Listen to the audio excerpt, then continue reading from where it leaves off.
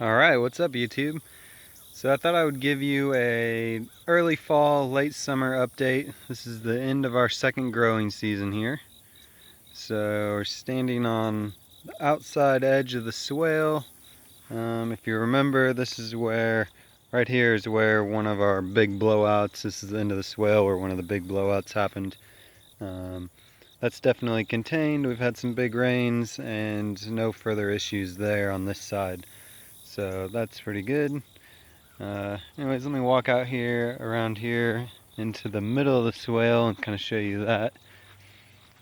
I've been pretty thrilled with how tall everything is getting out here. So these trees are probably 15 or 20 feet tall. And I don't know what this one is, but I think that's an elm right there. But when you stand on this side of it, and the leaves are kind of starting to fall off a little bit this late in the season, but it just feels kind of impressive considering that there was nothing here 3 years ago, and 2 years worth of growth or so is, it's just kind of cool. So this is the path that we mow and maintain. There's the pond. We've had a little bit of rain lately, but it's starting to seal up. So right in here is an area I've planted some pawpaws, but I'm not sure that any have actually made it. So I may revisit that this spring and see if I can get something else going there. There's this group of trees from the other side. So there's several pairs in there, by the way, and that's a mulberry right there. I may graft that or I may let it go depending on what kind of berries it produces this next year. And we'll keep on going through here. So as you can see, you can't really even see the swale anymore for the most part. It's mostly just trees, which is what we're going for. Want this to be a nice wooded little path area that we can walk along. There's some wild raspberry or wild blackberries there. Very thorny, very hard to pick, but the berries are pretty tasty on them. So this whole area here, which is going to make the pears, getting to the pears there kind of hard to get at, but we'll see how that goes. Some of the trees that I've specifically planted, I've added mulch around, partly so I can identify them so they don't end up getting mowed over one day, and partly to give them a little bit more of a chance from the weeds and all that. But here's a peach tree. It's about 2 years old, so it's kind of cool to see the results. And that's some kind of nitrogen fixing tree that I got from our conservation department. I don't remember the variety off the top of my head. If anybody's interested, I can post that. But everything's kind of overgrown. I haven't really done much of anything down here other than walk around every once in a while and look at things and keep this path mowed. So there's an old apple tree that's kind of getting eaten up by some of the bugs. And you know, in this kind of environment, I expect some trees to do well and some to not do great. That's an American Asian persimmon cross there, and it's kind of getting eaten up, but that's only its first year, so we'll see how that does. Currant here and a gooseberry here, those kind of like shade, so we'll see how those end up doing. This is an autumn olive, I believe, here, and I'm gonna have to trim that up because it's kind of getting out here in the path where we don't want it. Here's some pear trees we've grafted, and I haven't gone through and trimmed them up, so I'm not sure what's the graft and what's the tree resprouting, so I'll trim that up this fall once the leaves fall off.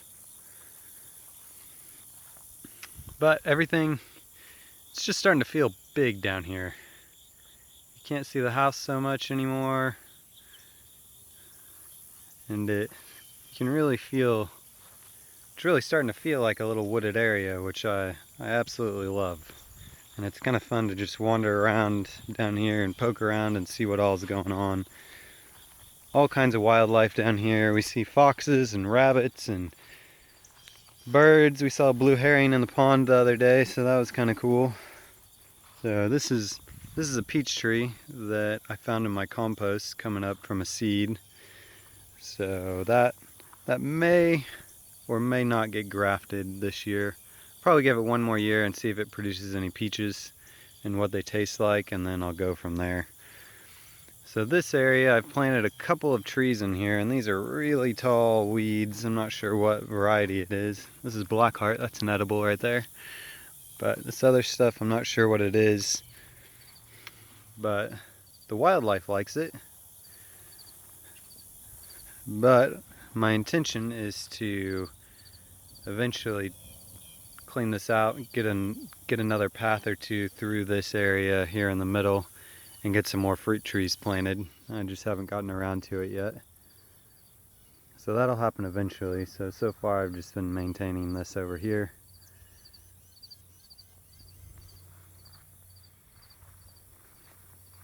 Let you wander around here, and we're on the far side of the swale here. I don't know if you can see it in there. It's pretty well hidden. I'll get to the other side and show you that. Show you where the blowout was too, which I still haven't fixed. I've got that pile of dirt over there, which is covered in weeds now, but I just haven't gotten the machine out to fix it. Here's the other side of the pond.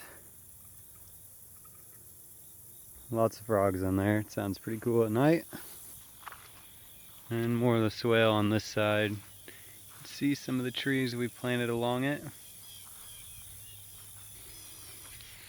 If you guys are interested in what all varieties we have planted out here, leave a comment down below. I may start a new series about that. There's a tulip poplar, and leave a comment down below. I'll see if I might do a little series just highlighting a variety or two. We've got, I believe, somewhere in the neighborhood of 60 different varieties of fruit and nuts planted so far. So some of them are doing good, some of them haven't, some of them are probably gone now, but to be expected with this kind of setup. So there's the blowout down there. You can see kind of right beside that sycamore tree that I still have to fix. And I haven't been too worried about it.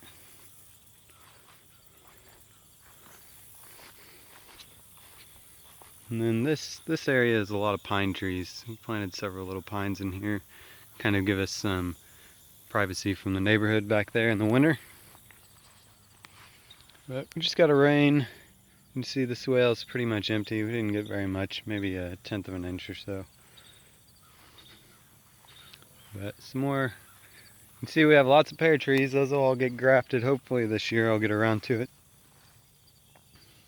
They're pretty good size too, so got 3 different varieties of pears I've been growing so far. Only one started producing yet.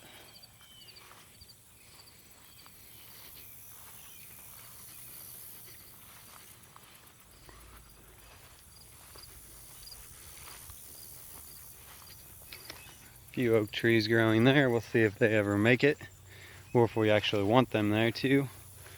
And then here's the bank of the upper pond, and I'll show you that too. There's an elm tree.